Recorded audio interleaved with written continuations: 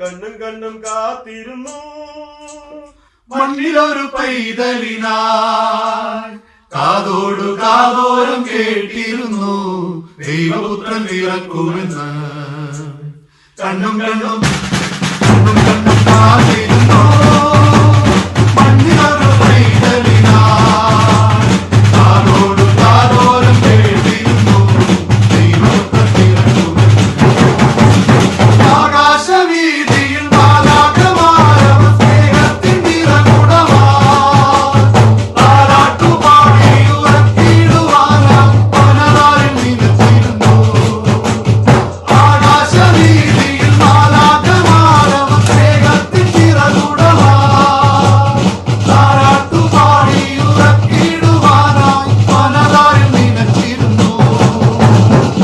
നല്ല സ്നേഹത്തെ തന്ന നല്ല നാഥനിൽ പാടി സ്തുതിക്കാം. നല്ല സ്നേഹത്തെ തന്ന നല്ല നാഥനി മെല്ലെ രാവിൽ പാടി സ്തുതിക്കാം.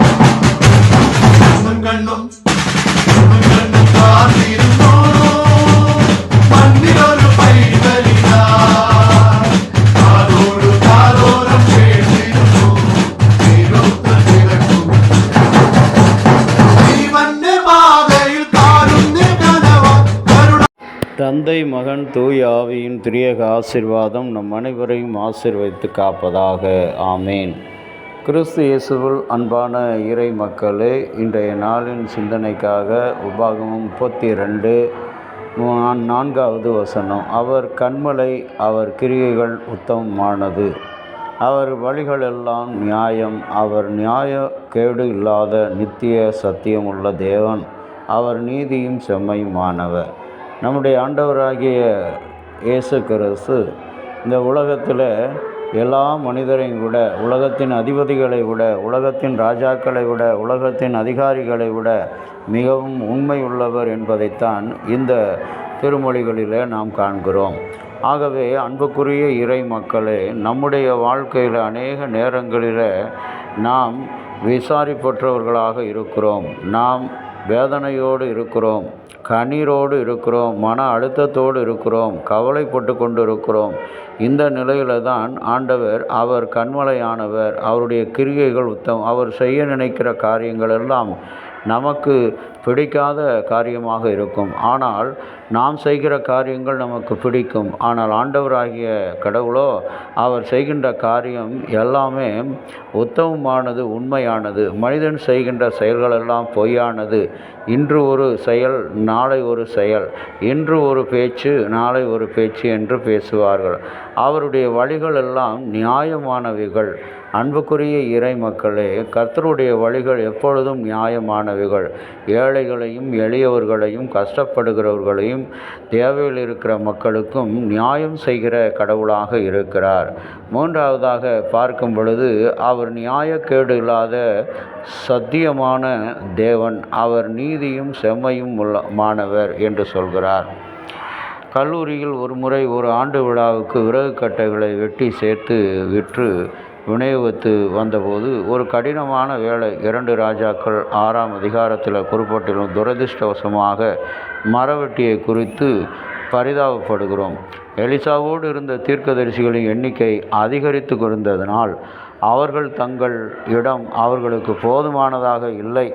எனவே அவர்கள் யோர்தான் நதியண்டை சென்று மரம் வெட்டி வந்து தங்களுக்கு இடத்தை ஆயத்தப்படுத்த திட்டமிட்டனர்.